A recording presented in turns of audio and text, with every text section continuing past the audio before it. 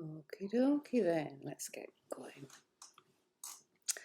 So this is a brief intro into a little bit of background of what I do and why I'm doing it. Looking into the old world and Tartaria theory. This is a brief overview. I'm going to look at various factors that make up the areas that I'm researching, just to give you a better understanding of why I do what I do. And I'll be keeping it really brief because there's so many other videos out there that are amazing, and that's not what I do, but it's where I've learned what I do and where to go and look. So if you go onto my about, there is all the links to sites such as Tartaria Australia and some others as well. Anyway, moving on, enjoy. The buildings. So this is where it started for me. I love old buildings. And when I first came to New Zealand, I didn't think there were any. And then Campbell from Autodidactic switched on my eyes and gave me a different way of looking at the buildings that are already here, because I was just believing the narrative like we all do. I don't believe that narrative anymore. I've already done quite a few videos on this sort of thing, so you can have a look, and I'll be doing more. So the red brick is one of the keys to this. So whichever city you're in the world, they all look pretty much the same, and New Zealand, Australia, America are very much included in that. We're told that these three countries are fairly new. Told that New Zealand's only come about in 1840. These buildings, a lot of them are way older. So this is what Tartaria research is, for me, is about. They use the word Greco-Romana to denote a style of buildings. And they're all the old buildings with the big columns and the high archways, these sort of things here. These are the pictures off the slideshow, but they were just a prime example of the buildings that are all around the world. Often there's a facade put on the front of them as well. So, facade means lie.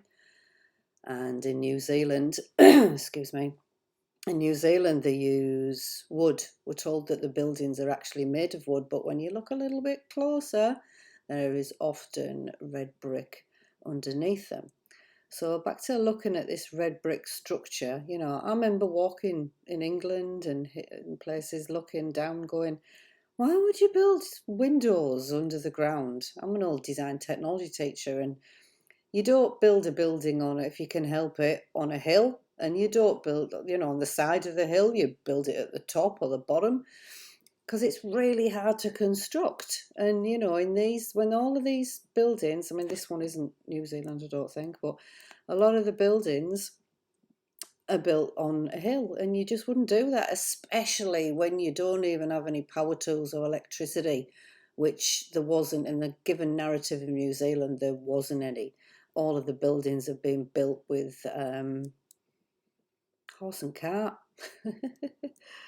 Anyway, moving on. So another one of the key areas to go and research is, if you Google star forts, no Google, just look up star forts, but they're actually star cities. They're across the realm. They are everywhere. I mean, look at these. I've done a lot of research in the past into energy and fractals and things like that, and sacred geometry, which is what all these star forts are. I'll do a little bit more on star forts because they're just absolutely fascinating, and they're here in New Zealand. I believe the Firth of Thames, which is where I live and I do a lot of research around here, I believe this was a big, massive star fort. So Thames and Kiowa and all the little towns around here were all part of that star fort, and it's all been covered up. I think the water, the floods, I think that's part of what happened here, why they've going back a long time here. So these are the star forts, and they are all across our realm. They're also all surrounded by water, as you can see on this one here, and I believe that was to do with the free energy that we used to have, using the waterways and connecting to all the buildings that were actually Antiquitech, which were technology. And that's still here in a lot of the buildings in New Zealand. Here's some more. I'll go into that a bit more in a minute. I mean, look at these. They're amazing. And you'll find when you start doing a bit of research into this, they are everywhere. Who's building new buildings like this in New Zealand, in Australia, in America, when we're told that these countries are very new? Yeah, lies. These are New Zealand buildings. Look at them. Old as buildings. Old, old, old. So again, all the water in the ether. So these old star forts, as I said, were water, and all the old towns. This is Thames. All the old towns have man-made waterways going through them. Now, how hard is it to build these? Remember, water. Why in 1840 and after, nobody here in 1840 apart from Maori that were told that didn't do any of this sort of thing.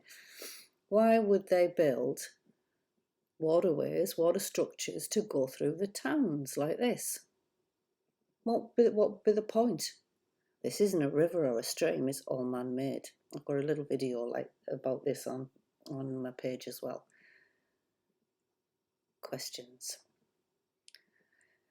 So the waterways connecting to the buildings, I believe they were there to do about the free energy. So using the ether as well, which is what the steeples of the so-called churches are all about. I don't believe there were churches originally either. There's always 2 or 3 in every town. Why would you build 3 like that?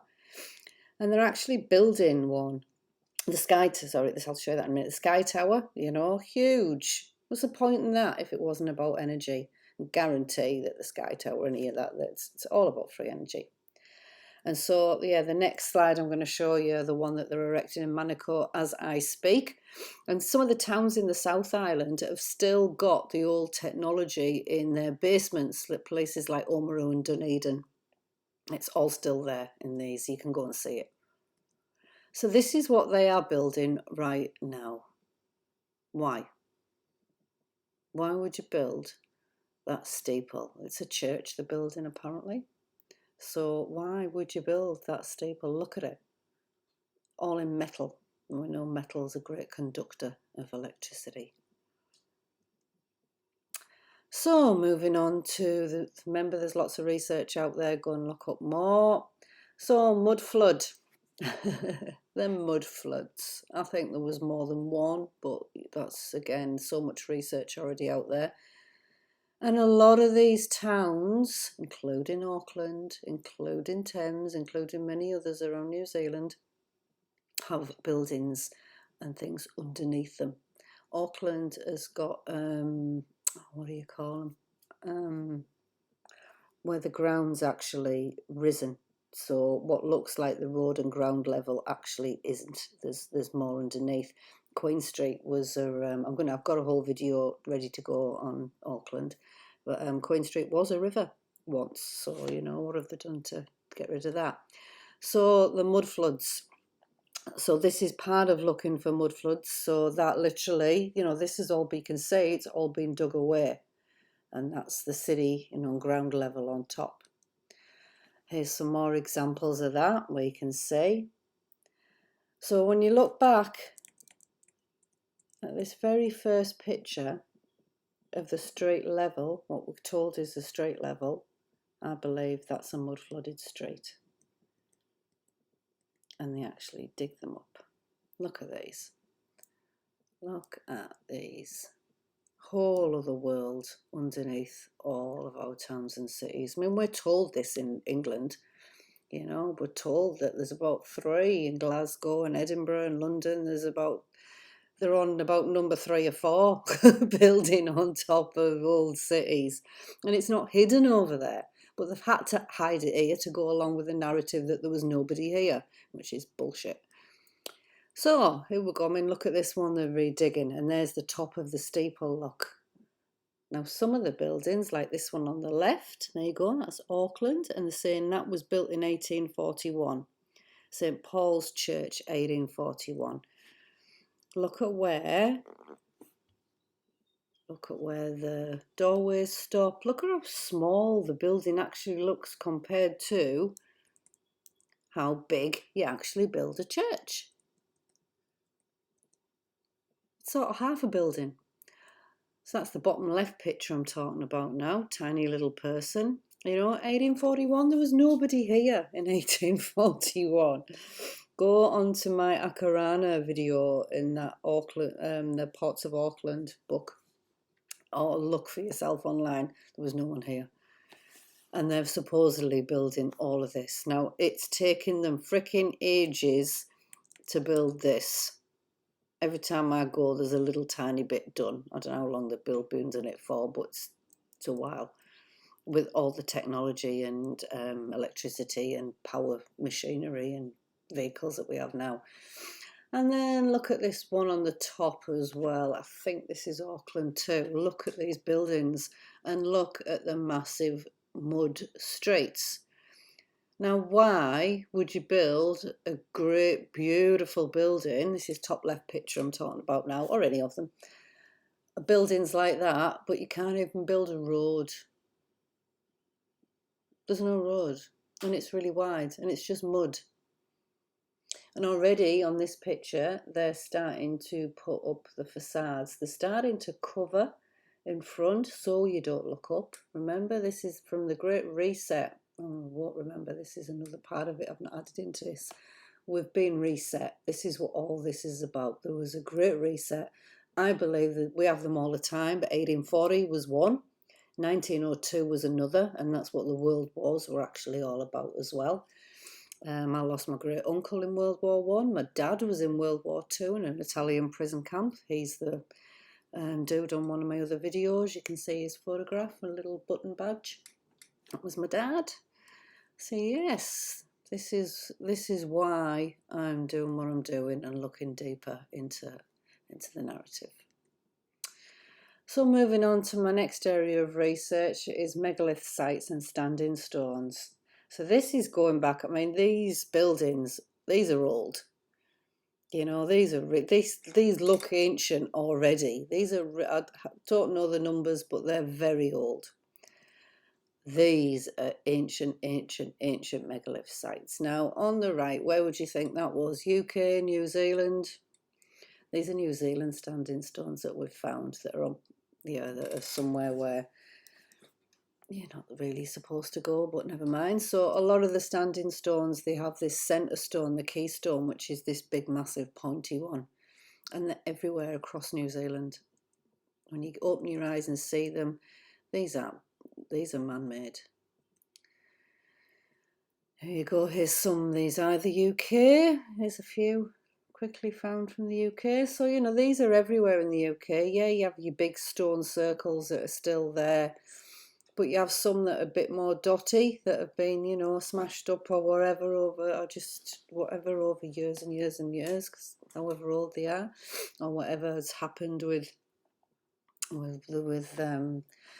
you know, things that have happened on this planet, apocalypses, and I don't know, whatever happens to the world. There's lots of research out there for that as well. Archaex, he talks about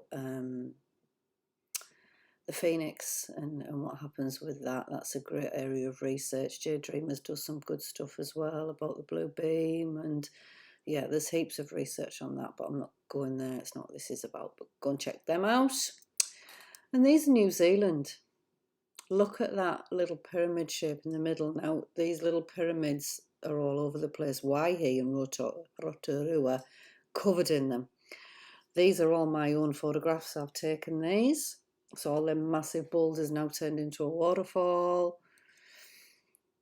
That on the bottom right and this one here are two completely different places. They are nowhere near each other.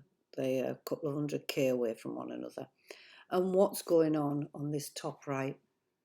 If that's not a man-made building, I don't know what is. Probably, you know, we're told that these are parasites, but they weren't using stone and brick. They just weren't using stone. Look at these. There's the same stone again on the bottom right as one. Where was it? That one. Different place, not the same place. So this sort of thing, there is heaps, and we will be going. I'm doing some of this research with a friend, and we will be doing a lot more of this because we've got some other things to show and tell as well, and their connection to, well, I won't go there just now, I'll leave that as a surprise. These are really close to where I live, more stones, but they're nowhere that there's a video of these ones as well that I've done. These are 3 separate sites, 3 completely different sites. Top 2 are fairly close to each other, a few, I don't know, maybe 30k away or something. But there's, if you look at the video of this one that I've done, there's no other stones apart from these, you know. If this was nature and normal, which we just know it's not, because, you know, these would, in the UK and other places, these would be acknowledged as megalith stones. There's been a lot of research, people like Gary Cook, O'Brien, Bilsford and other people have done some amazing research already on stones, standing stones, and the influence of the Celts maybe and stuff in, I don't know about that really, in New Zealand. I just know what I see with my own eyes. And then finally, for this little snippet of a video, the maps. Great resource to see. You can go on to, oh God, what's it called? David Rumsey. If you click onto David Rumsey's page, there's, oh my goodness, it's just a wealth of amazing world maps, ancient maps. I had a fascination with maps ever since I was being a kid, and I remember Tartary. So when people kept saying to me, "Oh, do you know of Tartaria?" I'm like, "Oh, Tartary, yeah." Well, I didn't get it. I didn't get what they were talking about because I knew of Tartary. I remember it being on maps as a kid. So my final question that I'm going to leave you with: why then any of the modern day maps don't even mention Tartary or Tartaria? Blessings and big love.